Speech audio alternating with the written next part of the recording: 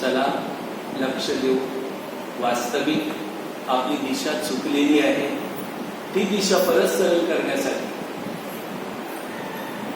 आपण कुठेतरी चुका केलेल्या आहेत आणि चुकीच्याही रस्त्याला आजही आहोत. योग्य रस्ता मिळाला तरी सुद्धा आपण विस्मरणामध्ये काय होतं की आपण परत आपला रस्ता स्वीकारतो. योग्य रस्त्याने जात नाही, अयोग्य रस्त्याने जातो. ज्या रस्त्यातून कठीणाई, फार कष्ट असते, फार दुःख असते आणि त्याच्यातून भांबवण्याची किंवा गतीतून अधोगतीला जाण्याची एखादी सांगताकी अवस्था असते. अशा रस्त्याला गेल्यानंतर सावरला जर मेहनत करून तर ठीक आहे, नाहीतर अधोगती होऊ शकते. म्हणून योग्य रस्ता काय आहे श्रीमद भगवद्गीता आपल्याला शिकवते, समजवते, पण ती समजून घेण्याचा आणि ती समजून झाल्यानंतर त्या रस्त्याला चालण्याचा जीवाने प्रयत्न केला पाहिजे. नुसतं समजून चालत नाही, पाठांतर करून चालत नाही. नाहीतर शास्त्रकारांनी असं सांगितलं नसतं की बाचा मगर बुझा नाही गई न मन की दो. वाचतो आपण, समजते आपल्याला, पण आचरण केल्याशिवाय प्राप्त होणार नाही. बाचा मगर बुझा नाही गई न मन की दो. कारण का आपल्याला या जगाने एकदम असं आकर्षित होऊन सांगतात मोहित केले. इंद्रियांच्या 5 विषयांनी तुम्हा आम्हाला आपल्या स्वरूपाचाच विसर करून दिले. वास्तविक ज्यासाठी आपण जगतो, सुख प्राप्ती करण्याची इच्छा करतो, वास्तविक जे साधन आपण वापरतो ज्या सुखासाठी, ते साधनच दुःखाचं कारण आहे आणि आपण त्या साधनाला सुटतो. सांगण्यात असं झालं की बिलात साप गेला आणि वरती काठी मारतो. आता सांगा, शरीराला सुख वरवर देऊन फायदा आहे का? आपण शरीर असतो तर ठीक आहे. सांगा, शरीर आपण नाही आहोत. या आपलं पूर्वजन्माचं 50% पाप आणि 50% पुण्य आहे. तर याला त्या दृष्टीने पहा. मी रूपाने नको, मी रूपाने पाहायचं असेल तर सनातन भगवंताचा अंश अमर आत्मा मी आहे. आणि ते आपल्याला समजत नाही. न समजण्याचं कारण आपणच निर्माण केलेले, आपल्यातून तयार झालेले शत्रू आपल्या समोर आपल्यालाच अडवायला. जसे सांगतात की आपलेच कुटुंबाचे माणसं जेव्हा धन येतात तेव्हा आपलेच वैरी होतात. वास्तविक वैरी बाहेरचे नव्हते, वैरी आपलेच होतात. पण आमिष आल्यावर काहीतरी सांगतात ना, कावळे एकत्रित येऊन भांडतात तेव्हा जेव्हा त्यांच्याकडे एखादा पदार्थ आला. तसं आपलं सर्वांचं झालं. आपलेच वैरी आपल्या समोर उभे आहेत. ते भाऊ आहेत, काका आहेत, मामा आहेत, बहीण आहे, कोण आहे हे सांगायला नको. एक दृष्टांत फक्त दिले. तसे आपणच आचरण केलेले या शरीरातून शरीर भावना करून जे काही दुर्गुण होते ते आपल्याला जडवायला आले आणि सद्गुण होते ते आपल्याला सोडवायला येतात. पण सोडवणारे कमी आहेत आणि गुंतवणारे जास्त. कारण आपला संघ हमेशा सोडवणाऱ्या गुणांचा कमी आहे आणि बिघडवणाऱ्या आणि गुंतवणाऱ्या गुणांचा जास्त आहे. खरं की खोटं ते तुम्हीच तुमच्यामध्ये जाऊन बघा. मला सफाई द्यायची गरज नाही, कोणाला परीक्षेत पेपर लिहायची गरज नाही. हा पेपर आपला आपणच, आणि आपणच ते पेपर लिहायचे आणि आपण पास का नापास शोधायचा आहे. काय इथे कोणाला सफाई द्यायची गरज नाही. पण लक्षात ठेवा, देहाला पोचण्यापेक्षा, देहाचं मान मर्यादा करण्यापेक्षा, देहाचे लाड करण्यापेक्षा आणि देहाला लागण्यासाठी झिजण्यापेक्षा स्वतःला लागण्यासाठी झिजा.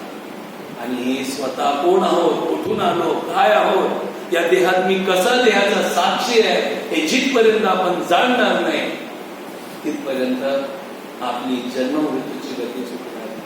आणि आपल्यातून निर्माण झालेले आपले शत्रू काय आहे हे श्रीमद भगवद्गीता 16व्या अध्याय दैव असुर संपत्ती विभाग योगाच्या माध्यमातून आपल्या मुलांना, गीता माता आपली आई आहे, जगत जननी आहे, तिने तर परमेश्वराकडे प्रार्थना पहिलाच केली होती की प्रारब्ध भोग भोगत असलेली ही माझी मुलं, हे भगवंता, ही दुःख भोगतायत, हे मला सहन होत नाही, यांची दुःख कशाने निवारण होतील, कृपा करून मला सांगा, काही उपाय असेल तर सांगा.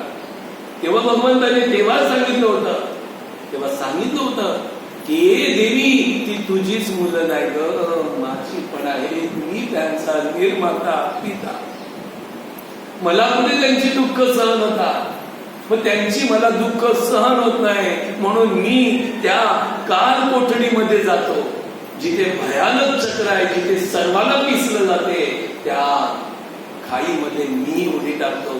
कोणासाठी? माझ्या मुलांना टाळण्यासाठी, सावरण्यासाठी.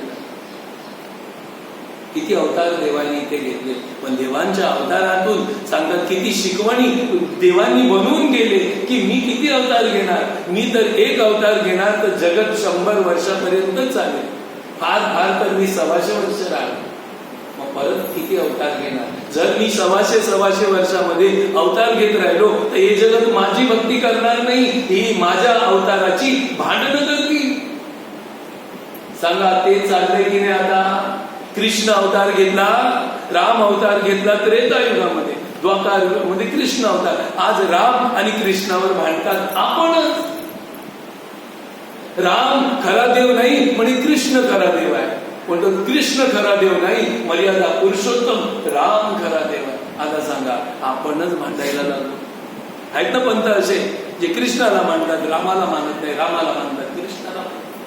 आता भगवंताने मोजके हे 16 अवतार घेतले, तरी सुद्धा तुमच्या आमचा भ्रम आहे. तर मग जर हर 100 वर्षाला आपल्याला तारण्यासाठी अवतार घेतले असते तर आपला भ्रम किती वाढला असता. म्हणून भगवंत कालांतराने जन्म घेतात, अवतार घेतात आपल्या हितासाठी, पण ते आपल्याला कुठे कळते. आपण त्या अवतारात भांडत राहतो. आता साई म्हणून आले तर कोणी साई देव आहे, शिव म्हणून आले तर कोणी शिव आहे, पण हे सर्व माझा परमात्मा युगेनुयुगे वेगवेगळी रूप धारण करून येतो. हे सगळे माझे ईश्वराच्या विभूती आहे. सांगा, मुलग्याला आपण आपलं मानतो, पण मुलाच्या मुलाला, नातूला आपण फेकून देतो का? तर त्या नातूला आपल्या मुलातून झालाय म्हणून जिव्हाळ्याचं प्रेम आजोबा करतो की नाही, आजी करते की नाही, तुम्ही कराल की नाही, की त्याला टाकून द्याल आणि त्याला तुम्ही आपलं मानाल की? सांगा, त्या नातूला आजोबा आजी आपलं मानते, आपलंच. मग तशी देव कोणाचे आहे? अनेक अवतार. कशाला पंथामध्ये भांडतात, कशाला जातीवाद करतात, कशाला धर्मवाद करतात. या वादामुळे तर आज भारत संस्कृती खंगाल झाली, आपल्यावर दुसरी आक्रमण व्हायला लागली. आज आपल्याला आपल्या देशात राहून संस्कृती सनातन असताना त्या सनातन संस्कृतीसाठी भांडावं लागतं. हे भांडण आपणच निर्माण केलं. आपण देवांवर एकता ठेवली नाही, अनेकता केली, म्हणून आपली श्रद्धा ढळली आणि अशा ढळलेल्या श्रद्धेचं भाग पुढे करून आपल्यालाच विखुरलं गेलं. अरे क्या हिंदू संस्कृती वृक्ष की पूजा करते, क्या वृक्ष में भगवान रहता है? आता आधुनिक विज्ञानाची जवान मुलं यांनी तर आपल्या संस्कृतीचा पडताळा कधी केला नाही. लहानपणापासून यांना जे शिकवलं गेलं ते तर नको असलेलं, आणि आता पण आपल्या मुलांना आपण शिकवतो, पण त्यांना मराठी येत नाही, त्यांना इंग्लिश. आता इंग्लिश मध्ये काही हिंदू संस्कृती आहे, सनातन संस्कृती आहे का सांगा? मग या संस्कृत्या आपण कोणाला शिकवल्या पाहिजे, कधी शिकवल्या पाहिजे, का शिकवल्या पाहिजे मुलांना? म्हणून आपणच आपले घात करायला लागलो, आपली सनातन संस्कृतीला आपण विसरलो आणि नको नको त्या संस्कृत्या आपणच निर्माण केल्या. आणि मग भेद निर्माण झाले, संशय निर्माण झाले, द्वेष निर्माण झाले, ते आपणच केले आणि आपणच पायावर कुऱ्हाड मारायचे आणि मलमपट्टी करत बसायचं. आता तरी कुठे थांबा, आपल्या मुलांना सनातन संस्कृती शिकवा, काय असते ती.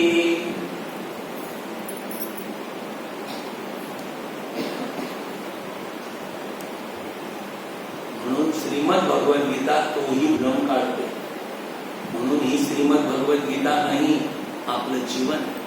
भगवंत म्हणतात मी युगे न युगे अवतार घेतो त्या मुलांचं दुःख निवारण करण्यासाठी. हे देवी एक उपाय जरूर भूलोकावर आहे आणि तो म्हणजे आपल्या प्रारब्ध भोग भोगीत असलेल्या दुःखी मुलांसाठी एकच रस्ता आहे आणि तो म्हणजे त्यांनी गीता अभ्यासात रत राहिलं तर त्यांची पातक नष्ट होतील. त्यांना पंच महापातकादी पाप स्पर्श करणार नाही आणि ते मुक्त होतील, दुःख रहित होतील आणि सरते शेवटी आपल्या लोकांना येतील. म्हणून एकच उपाय गीता अभ्यासात रत. चला, हा तर भगवंताने भूलोकामध्ये आताच्या युगामध्ये मुलांसाठी म्हणजे तुम्हा आम्हांसाठी दुःख रहित होण्याचा उपाय सांगितला. आता मोठा प्रश्न असा आहे की गीता अभ्यास किती जण करतात? रोज कोण गीता वाचते? तर म्हणते महाराज महिन्यातून एकदा वाचतो, 15 दिवसातून एकदा वाचतो, आठवड्यातून एकदा वाचतो, आठवड्यातून एकदा की म्हणजे रविवारी गुरुजींच्या मुखारविंदातून श्रवण करतो. आणि हे जीवनशास्त्र आहे आपलं, जे भूत भविष्य आणि वर्तमान भूतकाळ आपला कसा व्यतीत झालाय आणि आपला दुर्योधनासारखा भाव आहे. तर हा दुर्योधन कसा निर्माण झाला, कोणामुळे निर्माण झाला, कशा कारणाने निर्माण झाला, तो धृतराष्ट्र आणि ती गांधारी हे एक आपलं जीवन आहे. ज्याला ज्ञान नसते, आई बाबांना स्वार्थ बुद्धी असते, तो आपल्या पोरावर जास्त जीव टाकतो आणि त्याच्यातूनच दुसऱ्यांच्या पोरांचा मान नाही पण आपल्याच मुलांचा मान करतात. अशी माणसं धृतराष्ट्र आणि गांधारी बनतात. आणि आपल्या मुलांसारखी ही दुसऱ्यांची मुलं आहेत, त्यांना सुद्धा सुखदुःख आहे म्हणून आपल्या मुलांसारखं प्रेम दुसऱ्या पण मुलांवर करायला पाहिजे. अशी कुंती माता, तिच्यापासून निर्माण झालेली 5 पुत्र, ती धर्म आचरणवाली धर्मनिष्ठ आहे. हे आपला स्वभाव आपल्याला दुर्योधनादी बनवेल, गांधारीची मुलं, आणि आपला सत्य स्वभाव धर्ममय स्वभाव कुंती मातेचे 5 पुत्र बनवे. सगळं आपल्यामध्येच आहे, आपण समजून घेतलं पाहिजे. गीता अभ्यास केलाच पाहिजे. मी पण इथे व्यासपीठावर बसलोय, तो गीता मातेनेच उठून बसवलंय. 3 वाजता साधनेला बसायचो, ध्यानधारणा झाली की पहिला ग्रंथ 1 तास, तो पण आवडीने आणि प्रसन्नतेने वाचायला बसायचो 1 तास, आणि त्याचा 2 तास व्हायचे तरी सुद्धा गम नाही. लक्षात ठेवा, इथे लगेच तुम्हाला थोडासा भक्ती मार्गाचा काळ घेतला की तुमच्या अंगाला वळ येतात. तुम्ही काय ज्ञानी बनणार? ज्ञानी बनायचं आहे तर अज्ञानाला दाबलं पाहिजे, शत्रूला मारलं पाहिजे. तो शत्रू मिनिटावर चालेल, तो आपल्याला बर्बाद करेल, पण त्या शत्रूचा तासभर घेऊन मर्दन करणार, तेव्हा आपण जिंकणार. म्हणून कोणतंही अध्ययन करताना वेळेकडे लक्ष देऊन अभ्यास करू होणार नाही. जा बघा, अनुभव घ्या. मी भरपूर अनुभव घेते. अमुकच वेळेपर्यंत वाचायचं, मग उठायचं, तर आपल्याला ज्ञान नाही. कारण आपलं वाचनाकडे लक्ष नाही, घड्याळाकडे लक्ष. म्हणजे द्वंद्व झाले, तिथे एकात्मा नाही. वाचन पूर्ण झालं, वेळ गेली, लक्ष गेलं, उठलं, किंवा कोणातरी सांगून ठेवलं 11 वाजता मला उठवा, 9 वाजता उठवा, 8 वाजता उठवा. मी अर्धा तास वाचणार आहे, 7:30ला मला आवाज द्या. लीन होण्याचा प्रयत्न करा. ईश्वर पाहिजे.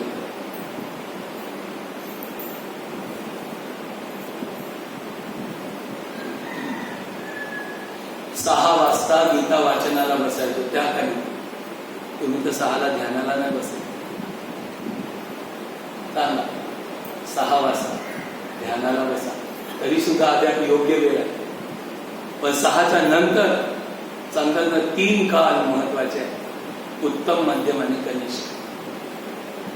तारे दिसतात तेव्हा साधना करा, उत्तम. तारे दिसायचे बंद झाले, उजेड आला, मध्यम. आणि सूर्याचीच किरण आली तेव्हा माळ जपायला बसते, तेव्हा प्राप्ती कमी. आणि आधुनिक विज्ञानाचं युग आलं. 12 वाजेपर्यंत मोबाईलवर चिटकून असतो बाबा. असता कशाला?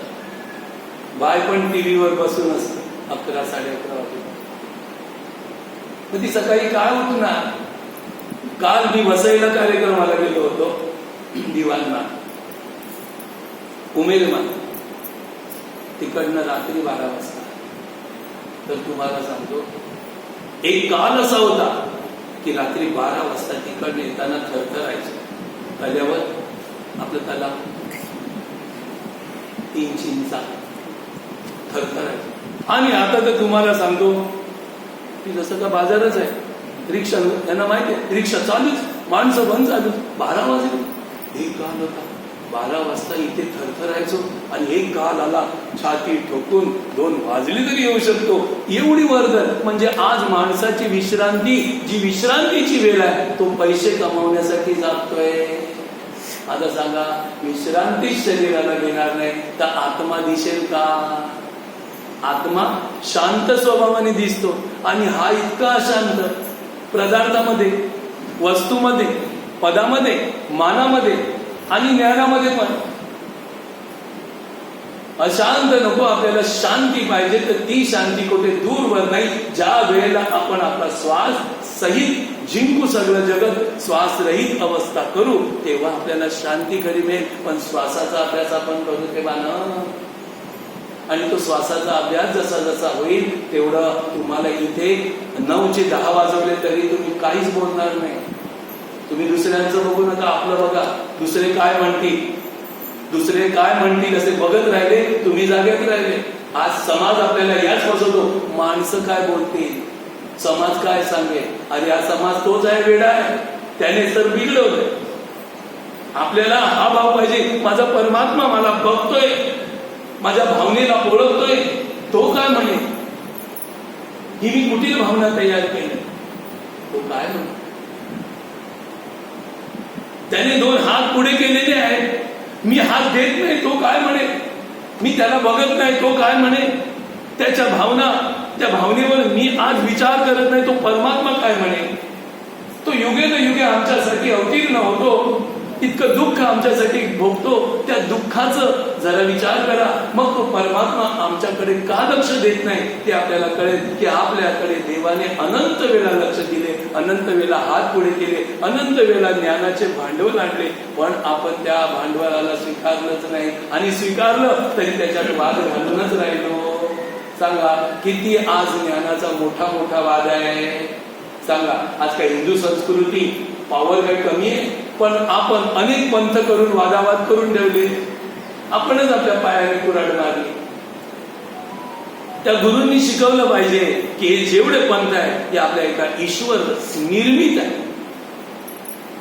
सर्व पंथ आपले, सर्व गुरु समाज समान माना आणि एकता टिकवा. तरच आपण पुढे जाऊ, आपल्या सनातन संस्कृतीचं रक्षण करू. नाहीतर आपण बसणार अनेक पंथाला माझं करत, आमचा करत, मी करत, तर फसलोच समजा. ही संस्कृती पुढे जाणार नाही. त्या समानतेला, त्या एकताला प्रदर्शनात आणून आपल्याला शहाणं बनवते ती आहे एकमेव श्रीमद भगवद्गीता. आणि त्या गीतेचं आपण अध्ययन करत आहोत. साधी गोष्ट नाही. तिनेच इथे मला आणून बसवलंय, तुम्ही पण अध्ययन करा. नाही तुम्हाला आणून इथे बसवलं तर नाव बदला. यावर तर तुम्हाला रामकृष्ण हरी बोलावं लागेल. रामकृष्ण हरी. तर सांगायचं तात्पर्य, अभ्यास सर्वतोपरी आहे. आणि तो अभ्यास टायमाचा नाही पाहिजे, वेळेचा नाही पाहिजे. ते वेळेची बंदी आणली पाहिजे. ध्यानाला बसताना टाइम लावून बसू नका, वाचनाला बसताना टाइम लावून बसू नका, कोणतंही काम करताना टाइम लावून बसू नका. टाइम तुम्ही लावू नका. घरच्या माणसाने इशारा करून ठेवा, 7:30ला मला आवाज दे. जायचं आहे ना, काम करायचं आहे, पण साधनेमध्ये ते टाइम आणलं. साधनेमध्ये आणलं तर आपण बसू. घड्याळ बघून जर वाचन करत असाल, घड्याळ बघून जर ध्यान करत असाल, घड्याळ बघून जर माला करत असाल, तर प्रगती नाही. प्रगती लीनतेमध्ये आहे, एकतेमध्ये आहे, अखंडतेमध्ये आहे. आणि ती अखंडता आपल्याला हा बाहेरचा स्वभाव करून देत नाही. म्हणून साधना करताना बेभान व्हा. साधनेमध्ये साधनेचाच विचार करा, वाचनामध्ये वाचनाचाच विचार करा, कोणतंही भजन कीर्तन करा तर त्याचाच विचार करा. त्यामध्ये नको असलेला कचरा आणून इतरांना दुखवू नका. प्रगती नाही होणार. आपल्याला प्रगत व्हायचं आहे. आपल्याला हा हरिपाठ किंवा हा मोठा पंथ झाला पाहिजे नाही, मला ईश्वराची प्राप्ती झाली पाहिजे. पहिला आपल्याला प्राप्तीसाठी जी जा आपली सिस्टम सम केली तर आपण 50 जणांना एकत्रित आणू शकतो, हजारांना आणू शकतो. पण आपण हजारांना आणायला जाल आणि आपली सिस्टम सम नसेल तर ही गायब झाल्याशिवाय राहणार नाही, आपल्या बरोबर राहणार. आपली सिस्टम, आपली जीवन जगण्याची काही रीत आहे ती जाणून घ्या, ती समजून घ्या. नसेल समजत तर गुरु जर आहे. आपण काय एवढे मोठे ज्ञानी झालो नाही की पूर्ण झालो नाही. जर आपण पूर्ण झालो असतो तर आपल्यापासून एक सुधारला असता, बिघडला नसता. सांगा बरं. म्हणून आपल्याला स्वतःला ज्ञानी न समजता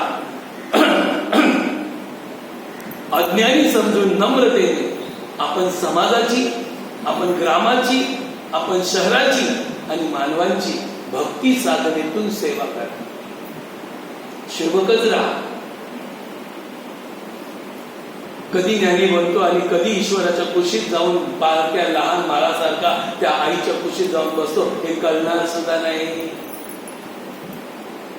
नम्रतेने सगळी कामं करा, शांततेने कामं करा. आपला स्वभाव दुसऱ्याला आवडेलच. आपल्या स्वभाव कोणाला आवडणार नाही असं मुखाने आणि असं शरीराने आणि असं मनाने सुद्धा करू नका. 3 वाणीचं तप आहे, शारीरिक, मानसिक आणि वाचिक. आपण शारीरिकाने पण कष्ट इतरांना देतो, वाणीने पण देतो आणि मनाने तर देतच आहोत. सांगा, मनाने आपण संतुष्ट आहोत? मनाने संतुष्ट आहोत? मन बोलतो, कबीर महाराज सांगतो, मन मार के करो मैदा. रागाने मन मार के करो मैदा. आता मैदा करायचा आहे, कशाचा बनतो? त्या दाण्यावर जीव ठेवला, त्याला मारू नको, त्याला काय करू नको, तर चपाती मिळेल का? त्या गव्हाला, त्या बाजरीला, त्या तांदळाला तुम्ही काय करता? बायानो जरा बघा, तेव्हा असं मिळते. तर तो देव पाहिजे तर तू तांदूळच आहे मन असं धर आणि पिसून टाक. मन मार के करू मैदा, कह गए दास कभी, लेकिन हम मारते नाही. अयो माझ्या मनाला आवडलं नाही नो, मना थांब, आवडेल तिकडे तुला नेते. कुठे ने? हे मनेरी गाय हिरवा चारा दिसला की तिकडे धावते. मनेरी गाय माहिती? मनेरी गाय, गाय गाय तिला हिरवा चारा द्या लगेच तिकडे धावते. तशी मनेरी गाय, तिला चारा नाही, तिला आतमध्ये दाबून ठेवा. मनाला मारा, मनाला पिसून टाका. मनोमार की गेला तो तेथेची मोकळा. किती वेळा बोलून झालं? आपण किती हरिपाठ केले असते, मोजले असते ना, मोजले तर डोक्याच्या वरती गेले असतील. 1000 वेळा तर नुसतं बोलतात, पण आपण 1000च्याही वर गेलो. एवढे हरिपाठ गावामध्ये केले, पण आपण त्याचा अर्थ सांगू शकतो? एकदा वाचल्यावर अर्थ करायला पाहिजे की 2दा? शाळेत तुम्हाला मुलांना तुम्ही टाकलेलंच आहे, सांगा त्याला एकच वर्षात सर्व पुस्तकांचा अभ्यास येतो की नाही? म्हणून पास होतात ना. ते 1 वर्षात मुलं 10 पुस्तकांचा अभ्यास करून पास होतात. म्हणजे आपण काही कमी नाही, 1 वर्षात पास होऊ शकतो. पण आपण 1 वर्ष नाही, जवळजवळ किती वर्ष हरिपाठ केला? 1000 वेळा. सांगा, मन कबीर महाराज सांगतात मन मार के करो मैदा, ते दास कबीर. आणि ज्ञानेश्वर महाराज सांगतात मनोमार्गी गेला. आता आपला मनोमार्ग आहे का ईश्वर मार्ग आहे?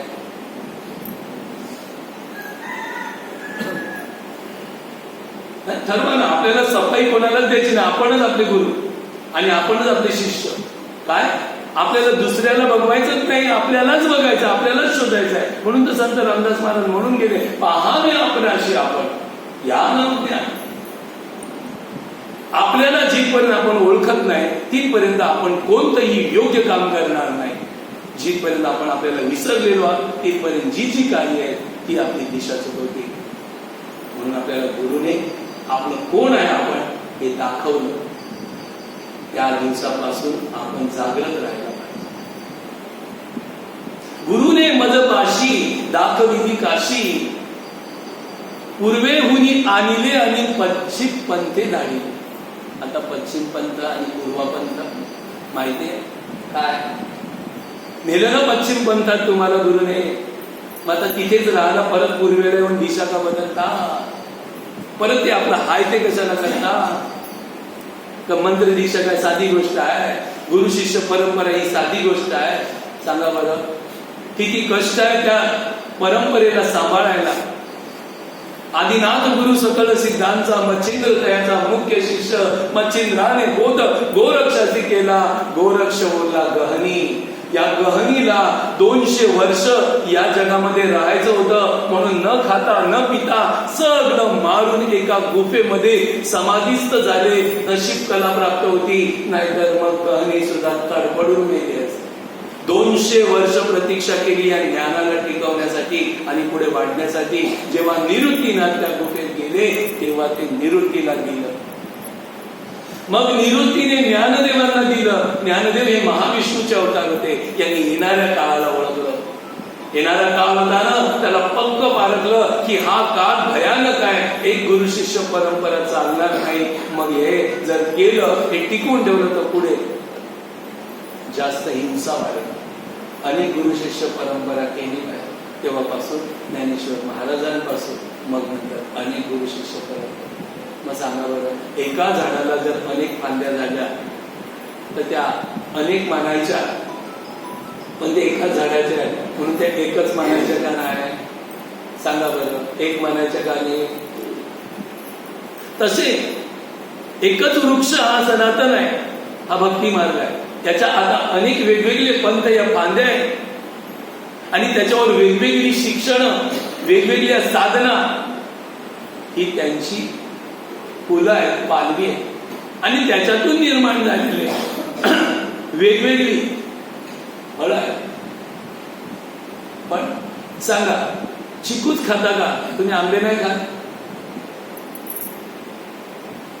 आंबेच खाता का? पेरू नाही खात? पेरू आंबा चिकूच खाता का? सफरचंद नाही खात?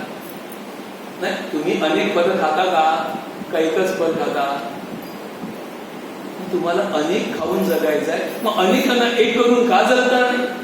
जर असे जगलो नाही तर पुढे का? पुढे आपल्याला दुःखाशिवाय दुसरं काही नाही. म्हणून आपल्या पंथाचा गर्व करू नका की आमचा खरा आहे.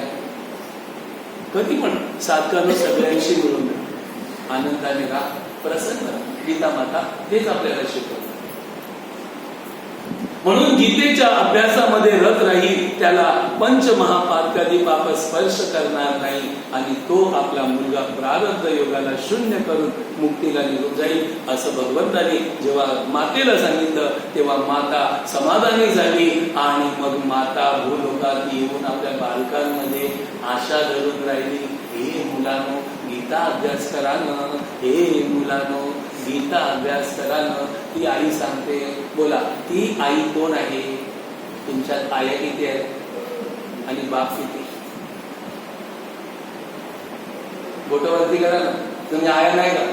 राक्षसीने भूताटकीने आहेत का? आया किती आणि बाप किती? तिथं बाप आहे आणि विचारा साक्षी आहे समोर, त्याच्या मागे लागतो काय? एक ते काम धंदा पैसा कमी मिळाला चालेल, तिकडे लक्ष नको देऊ, पण इथे लक्ष देऊ. तुम्ही काय सांगता? तुम्ही आया आहेत ना? गीता अभ्यास आपल्या पोरांना द्यायचा का नाही? बाबांनो, गीता अभ्यास मुलांना शिकवा, बाकी काहीच शिकू नका. त्याच्यात सगळं आलं. त्याच्यात विश्वाचं सार आहे. अख्ख्या विश्वाचं सार वेद, उपनिषद, पुराण हे पंचवेद महाभारतामध्ये होतं. भगवंतांनी व्यासांचा अवतार घेतला. ही मुलं आता महाभारत 125 लक्ष श्लोक यांचा अवघड आहे, अभ्यास करू शकणार नाही. त्यातलं सार काढलं श्रीमद भगवद्गीता. सांगा बरं, आता ते मोठे मोठे ग्रंथ बघायची गरज नाही, छोटं करून दिलंय त्याला बघा, कारण आयुष्य पण छोटं झालंय. पूर्वकाली लाखो वर्ष होती, नंतर हजारो वर्ष होती, नंतर शेकडो वर्ष होती, आता दशको वर्ष आहे. शेकडो वर्ष जगणं म्हणजे मुश्किल. काल मी जिथे कार्यक्रमाला गेलो तो माणूस बिचारा माझा बंधू 80 वर्ष जगला. मी समजून गेलो 80 सरासरी आहे. आता माझे 57 वर्ष, तर मी समजतो माझं माझं माझं माझं 23 वर्षाचा मी बारका होत चाललो, म्हणून मी वाढदिवस करत नाही. कारण मी घटत चाललो की नाही, तर वाढदिवस नाही हो, वाढतो त्याचा वाढदिवस. सांगा बरं, आपण घटलो की वाढलो? तत्वज्ञानाने आपण घटत चाललो. आपल्याला मिळकत आहे ती कमी होत आहे, आणि अज्ञानाच्या तत्वज्ञानाने आपण वाढत चाललो. बोला, अज्ञानाने वाढदिवस कराल की सज्ञानाने? तर सज्ञानाने वाढदिवस कसा होईल मी सांगतो. ज्या दिवशी आपला वाढदिवस होईल त्या दिवशी आपण केक कापायचा ना, असं नाही. ज्या दिवशी आपला वाढदिवस आहे तो वाढदिवस न समजता घट दिवस आहे. 1 वर्ष माझ्या जीवनातलं कमी झालं, मी मृत्यूच्या समीप 1 वर्ष गेलो.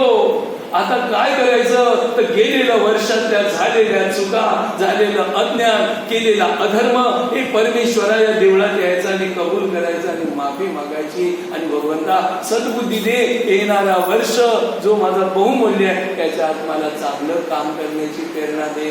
असंच आई बाबांच्या पुढे बसायचं, आशीर्वाद घ्यायचा, नंतर गुरुजनांकडे वाढदिवसात जाऊन आशीर्वाद घ्यायचा, आणि मग संध्याकाळी मित्रांना बोलवायचं आणि मग हॅपी बर्थडे. मी सांगणार नाही करू नका, नाही सांगितलं तरी तुम्ही करणार. मला माहिती आहे, कुंभार मातीवर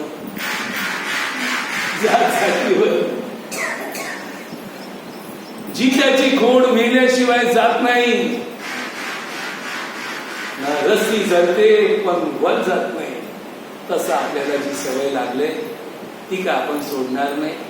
आणि आपल्या मुलांना ती आवड आहे, आणि ती मुलांना धर्म समज नाही त्यांच्यासाठी तरी आपल्याला ते करावंच लागेल. परप्रांतीय संस्कृती वाढदिवस आपल्याला करावाच लागेल. तो संध्याकाळी करायचा, पण सकाळपासून आपला हिंदू संस्कृतीचा घट दिवस करायचा. तो घट दिवस आणि अज्ञानासाठी वाढदिवस, यावर तर तुम्हाला रामकृष्णाने बोलावंच लागेल. आता काय झालंय, वाढदिवस ठीक आहे, पण काही वेळेला सेलिब्रिटी दिवस म्हणजे काय तो मला काही कळलंच नाही. पण एक दिवशी सांगतात आमच्या लग्नाला, ज्या दिवशी आम्ही 2 जण एक झालो तो लग्नाचा वाढदिवस. म्हणजे अंगाला हळद लावून एवढे फटके खाते, त्याचा तो गौरव करू. करा, पैसा आहे म्हणून करा, रीत चालले म्हणून करा, पण आतून सावध राहा. ही खरं नाहीये. काय समाजामध्ये राहायचं आहे, समाज बिघडलाय म्हणून थोडं आम्ही पण बिघडलो, तुम्ही बिघडले म्हणून मी पण बिघडलो. तर भावना चांगली ठेवून करा, कारण करावंच लागेल ना. समाज करतो ते नाही केलं तर मग आपल्याला समाज नाव ठेवेल. पण आपल्या गुरुने सांगितलंय समाजात राहून आपण स्थिर राहायचं, समाजासारखं वागायचं, पण त्याच्यात वाहून घ्यायचं नाही. आपण आपलं कर्तव्य पार पाडायचं. मला अजून माहिती नाही की माझा लग्नाचा कितवा वर्ष. चांगल्या अंगाला दिवा लावले तो दिवस मी आठवण करणार नाही. शादी करके फंस गए यार, एक के बाद हो गए 2-4, अभी भी जिंदगी भर खाते मार. बोला, तुम्ही कुमारिका होता तेव्हा जो आहे आनंद तो आता आहे. काय करू, काय करू, ही पोरगी करायचंय तह करायचंय, इकडे जायचंय तिकडे करायचंय, हे नाही झालं ते नाही झालं. आज पण सत्संगात काही लोक नसतील आली, ती पोरांच्या उत्पत्ती मुले आणि त्यांच्या उपाधी मुले नसतील आली. क्लासेस आहेत ना, तर त्याला तिकडे न्यावं लागते ना. ही बाय पण पुढे 2-3 वर्षानंतर येणार, आमचा नातू आहे ना. उपाध्याय काय कमी उपाध्याय? एक तर हीच एक मोठी उपाधी आहे, जन्म. आणि त्या जन्मातून निर्माण झाले, सांगा उपाधीतून निर्माण झाली त्याला उपाधी सांगणार की सांगा सोन्यातून उत्पन्न झालं त्याला काय सांगा? सोनं. चांदीतून उत्पन्न झालं त्याला काय सांगा? चांदी. हा बरोबर का? लोखंडातून उत्पन्न झालं त्याला लोखंड. मनुष्यातून उत्पन्न झाला मनुष्य, कुत्र्यातून उत्पन्न झाला कुत्रा, नाही का? देवातून उत्पन्न झाला त्याला काय बोला? देव. मग आपण कोण आहोत? आपण कुठून उत्पन्न झालो? देवातून. मग आपण देव आहोत. पण ही उपाधी आहे ते देव महिला विसरण्यासाठी.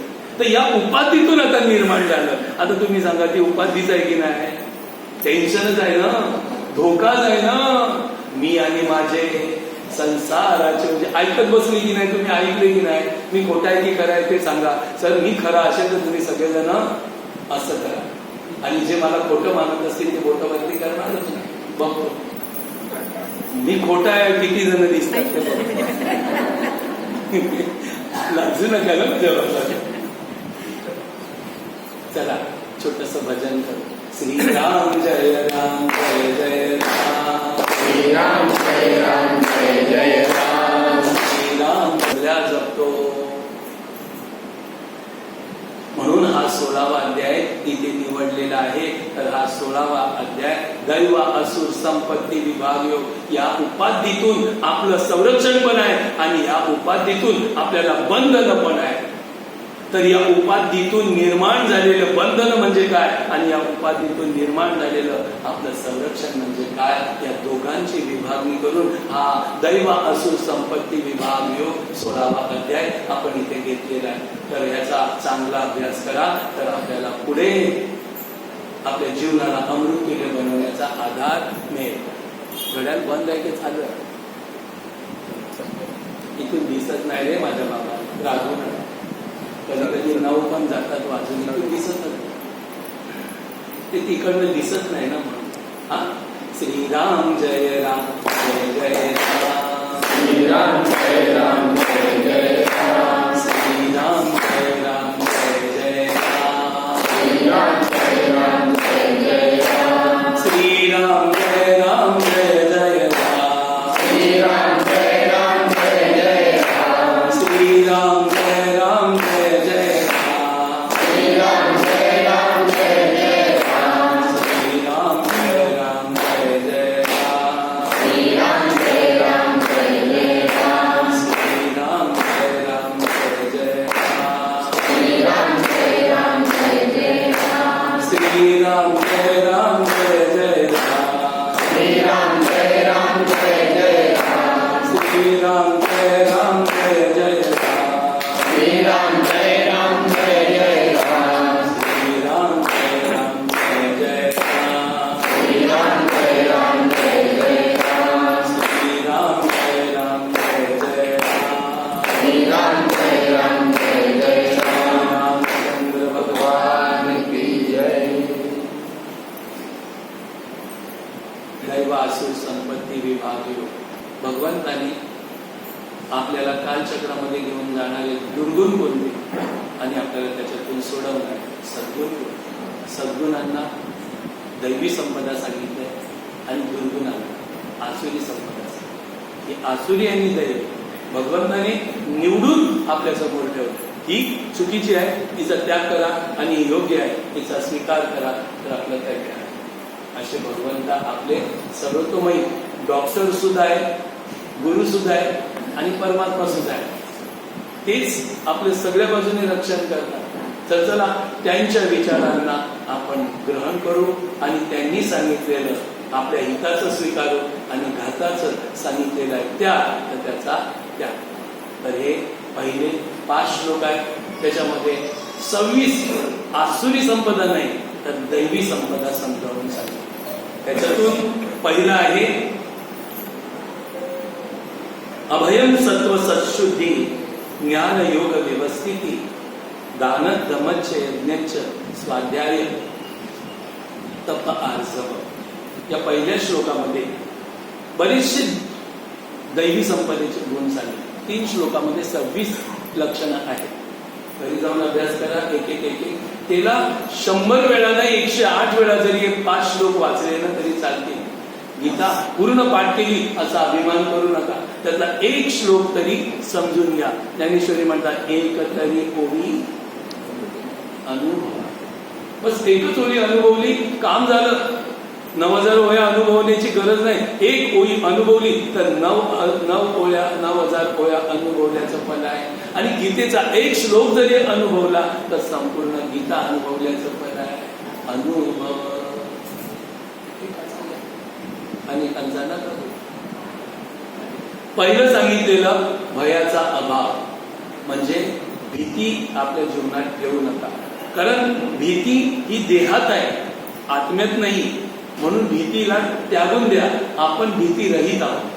दुसरं सांगितलं, अंतकरणाची पूर्ण निर्मलता, अंतकरण शुद्ध ठेवा, कारण आत्मा या अंतकरणातून आपल्याला पाहायचं आहे. आत्मदर्शन आहे, पण मन, बुद्धी, चित्त, अहंकार याला अंतकरण सांगितलंय. हे मैला असेल तर किती पण ध्यान केलं तर देवदर्शन होणार नाही.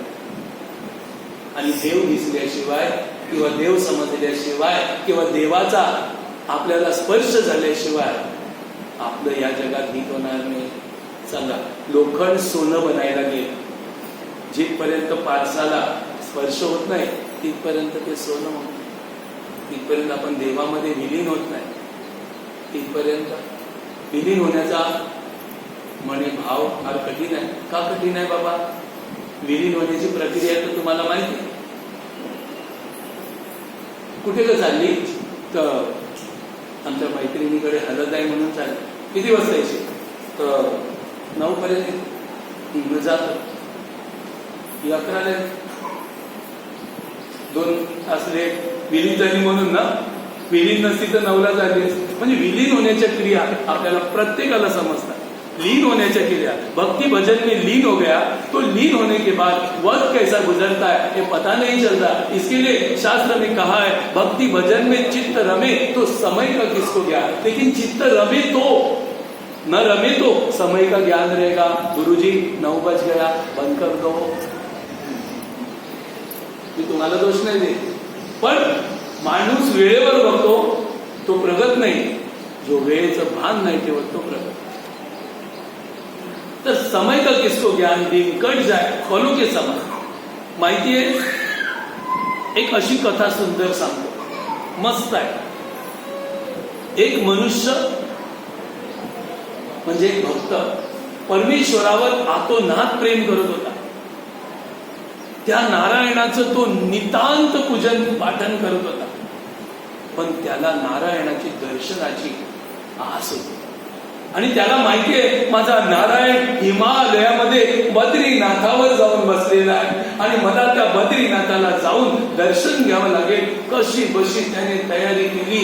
पर्वतापाशी आला आणि पर्वतावर वगैरे चढायचंही काम केलं. आणि बरोबर दरवाजापर्यंत पोहोचला तर पुजाऱ्याने सांगितलं दरवाजे बंद केले. आता दरवाजे बंद झाले. आता ज्या ज्या माणसाला सूचना दिल्या, चला सगळेजण आता नंतर दरवाजा उघडेल तेव्हा यायचं. हा पण पोचला. पुजारी सांगतो, महाराज चलो चलो नीचे उतरो. क्यों? दरवाजा बंद हो गया.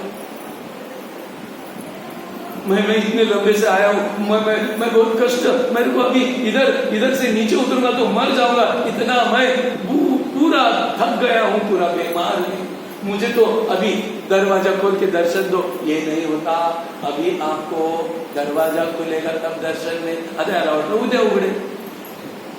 तो फिर कल खोले. कल नहीं, अभी 6 महीने में खुलेगा. क्या बोलते हो? 6 महीना तो मैं मर जाऊंगा ना, नीचे उतरूंगा ना, इधर रहूंगा तो मरूंगा, नीचे उतरूंगा तो भी मरूंगा. भी क्या करना है? जो कुछ है, चलो चलो बाबा जी चलो नीचे उतर. आशेची तळमळ होती, दर्शनाची तळमळ होती. सगळेजण उतरले. हा बघतच राहील. काय करू? देव मला पाहिजे. 6 महिने काय करायचं. आता तुम्हाला नीचे उतरून, चला बाबा लवकर उतरून खाली. नाही, चंचल मन, लवकर. त्याच्यात देव नाही ना. विचार करतो काय करायचं. भगवंताचं चिंतन करत बसला. तेवढ्यात एक योगी आला, त्रिपुंडधारी, त्रिशूल, डमरू हातामध्ये, डम डम करत आला. शिवोहम शिवोहम करत आला. हे बच्चा, अरे इधर क्यों बैठा है? बाबा जी, दर्शन का अभिलाषी हूं मैं. दरवाजा बंद हो गया है, अभी 6 महीने में खुलेगा. यहाँ बैठकर 6 महीना में रह नहीं सकता, क्योंकि ब्रह्मचारी है, मुझे मार दे. लेकिन मेरी आशा है कल कोई ना कोई आएगा और दरवाजा जरूर खोलेगा, ये मेरा मन कहता है. बाबा जी, मुझे दर्शन करना ही है, मैं दर्शन करके ही लौटूंगा. अच्छा बच्चा, तू दर्शन तो कर ले, लेकिन रात गुजारने के लिए तुझे कोई साथी चाहिए ना, तो चल मैं तेरे साथ हूं, चल अपन भजन करते, कीर्तन करते, नामस्मरण करते. तो योगी अनेक पुराणांच्या कथा त्याला सांगू लागला, भक्तीची सूत्र सांगू लागला. आणि काय सांगावं, एक रात अशी गेली की त्याला कळलंच नाही. सकाळ उजाडली, आशा होती पुजारी येईल, काहीतरी त्याचं अडकलं असेल, काहीतरी सामान विसरलं असेल आणि तो दरवाजा उघडायला जरूर होईल. तेवढ्यात पुजारी अनेकांना घेऊन वर येतोय. त्याला आशा झाली, आला आला पुजारी आला.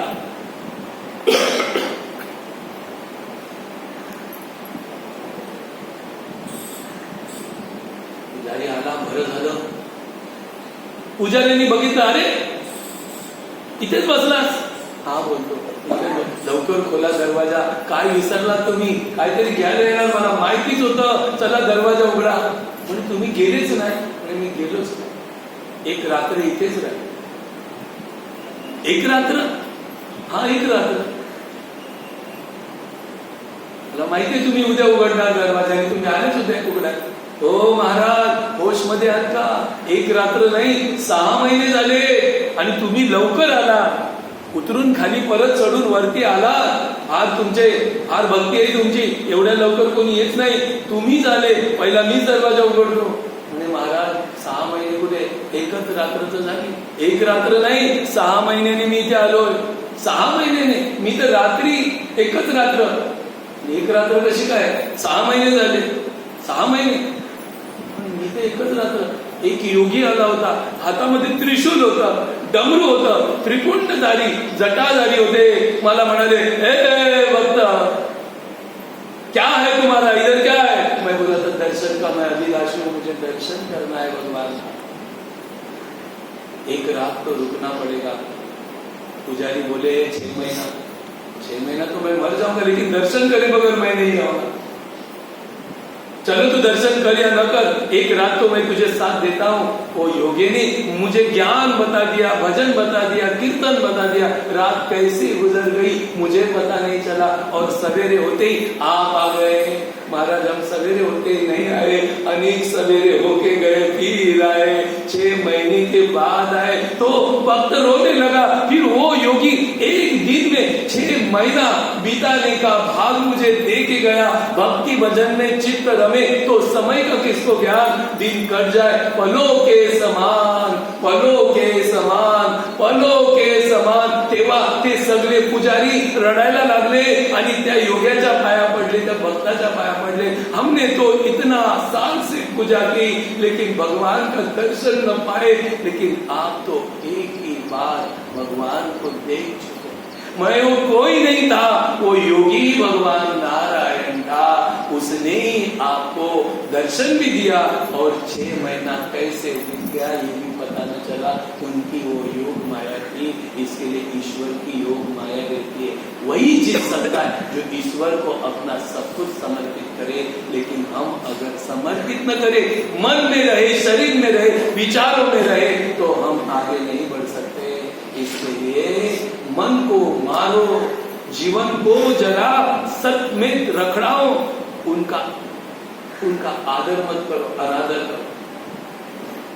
आदर करना है तो भगवत विचारों का करो, भगवत सत्संग का करो, गुरु विचारों का करो, तो आगे बढ़ जाओगे. अगर ये समाज और ये घटनाएं इनका आदर करने लगे तो हम फंस गए समझो. श्रीमन नारायण नारायण नारायण, श्रीमन नारायण नारायण नारायण, श्रीमन नारायण नारायण नारायण, श्रीमन नारायण नारायण नारायण, स्वामी नारायण नारायण नारायण, स्वामी नारायण नारायण नारायण.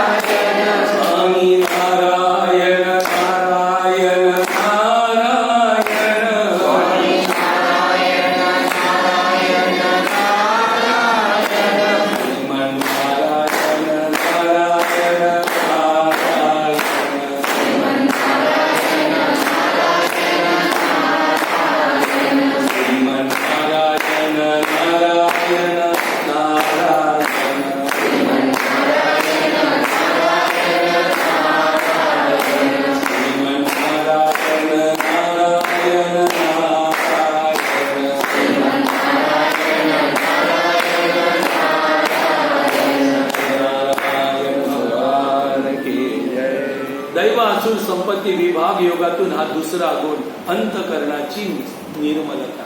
अंतकरण शुद्ध झाल्याशिवाय त्या अंतकरणामध्ये विराजमान होण्यासाठी ईश्वर येत नसतो. आणि ईश्वर जर अंतकरणामध्ये नाही आला तर समाजाशी आपण भांडत राहतो, जातीशी वाद घालत राहतो आणि माणसांमध्ये भेदाभेद करतो. आज आपला हा सर्वांचा चालू आहे. त्याचा अर्थ आपलं अंतकरण मैल आहे, ईश्वराचा प्रकाश त्याच्यात नाही. म्हणून अंतकरणाची शुद्धता भगवान श्रीकृष्ण अर्जुनाला हा दैवी गुण आहे. दुसरा याच्याविषयी सांगतात. तिसरा गुण सांगितलेला आहे तत्वज्ञानात ध्यान योगामध्ये निरंतर दृढ स्थिती. जिद्द करा, हट जरा थोडा, दृढ स्थिती करा. करायला घेतलं ते काम अधुरं टाकू नका आणि त्याला मागे पुढे करू नका. सातत्याने करा तर आपल्याला प्रगती. तत्वज्ञानाच्या बाबतीत पण दृढ राहा आणि ध्यान योगामध्ये सुद्धा दृढ राहा. निष्ठा ठेवा. जसं जेवणामध्ये आपण दृढ आहोत, सकाळी चहामध्ये दृढ आहोत, पैसे कमावण्यामध्ये दृढ आहोत, हल्दीला जाण्यात दृढ आहोत. लग्न सांगितलं तर कधी सत्संग चुकू पण लग्न चुकवणार नाही. बारसं असेल तर लग्न सत्संग चुकू पण बारसं चुकवणार नाही. टिंब टिंब दृढ आहोत की नाही? तो काय रोजचा आहे. पण हल्दी काय रोजची थोडी असते की हर वर्षात नाही मिळत, तिला गेलंच पाहिजे. तो माणूस काय सांगेल, तो माणूस काय सांगेल याची तुला पर्वा आहे. त्याच्याकडे तू गेला पाहिजे, नाही गेला तर तो माणूस काय सांगेल याची पर्वा आहे. अरे तो तर तुझ्या दिवस एकच दिवसाचा अभिलाषी आहे. पण सदा आनंद, नित्य आनंद, सदैव आपल्या बरोबर राहणारा परमात्मा तू सत्संगात नाही आलास तर तुला काय म्हणे हे नाही काय. हल्दीला नाही गेलो तर तो काय बोलत, सोडाही परवा. तो परमात्मा काय सांगेल तर सत्संगाला नाही गेलो बोलेल की नाही. त्याचं पण मन आहे की नाही, अरे माझा मुलगा सत्संगाला नाही. तसं हल्दीला नाही गेलो तर तो काय म्हणे, तर सत्संगाला नाही गेलो तर तो काय म्हणे. ही पण ध्यास असेल तर तो सत्संग सोडवत नाही. हल्दीला पण मी जातो ना असं नाही, पण 9 वाजता सत्संग संपलो का तर डबकतो. बघा तुम्ही बोलवा मला हल्दीला, मी हे काम करून जाणार. काल मला 3 ठिकाणी जायचं होतं, पण मी पहिलं देवाचं काम निवडलं. बाकी दुसरं कोणी या जगात कोणी कोणाचा मिळत नाही ईश्वराशिवाय. म्हणून ईश्वरी विधान पहिला निवडा. असं मी आजच केले, कालच केलं नाही, करतच आलो. आपतेष्टांमध्ये माझं संबंध नाही, जातीमध्ये माझं नाव नाही. मी भगवंतासाठी किती वेळा जातीवादातले कार्य सोडून दिले. सत्यत्वासाठी पाडाला जीव लगायच्या तुटी मी पण करत नाही. पुढे आपल्याला प्रगत व्हायचं आहे तर थोडासा जातीवाद दाबावा लागेल, संबंध थोडे बाजूला ठेवावे लागतील आणि परमार्थाची संबंध जोडावेच लागतील. देवाशी आपला संबंध काय आहे हे जागृत ठेवावं लागेल. सांगा, मित्राशी तर मित्राचा संबंध किती दिवस राहतो, मित्र किती उपयोगाला पडतो आणि कोणाच्या बरोबर आले सांगा. कोणते संबंध आपल्या बरोबर आले आणि गेल्या जन्माचे. जन्मे जितने जीव है जगत में करो जरा विचार, क्या लाए थे साथ में पहले का परिवार, अगर पहले का नहीं आया तो ये जन्म का कैसा जाएगा. तो ये जन्म में हमारे साथ आने वाला भगवान है. गए जन्म में भी हमारे साथ भगवान था और भविष्य में हमें जन्म देने वाला और हमारे साथ रहने वाला हमारा परमात्मा भगवान है. उससे क्यों पूजन करे, उससे क्यों नाता तोड़े, क्यों तोड़े. हल्दीला जायचं आहे, त्या दिवशी रविवार असेल तर समजा तर देव काय सांगेल. आपण विचार करा ना, देव पाहिजे का संसार पाहिजे. सांगा, संसार पाहिजे की परमार्थ पाहिजे. तर तुम्ही विचार करा, संसारात दुःख आहे, परमार्थात सुख आहे, काय पाहिजे, सुख की दुःख. मग निवडा.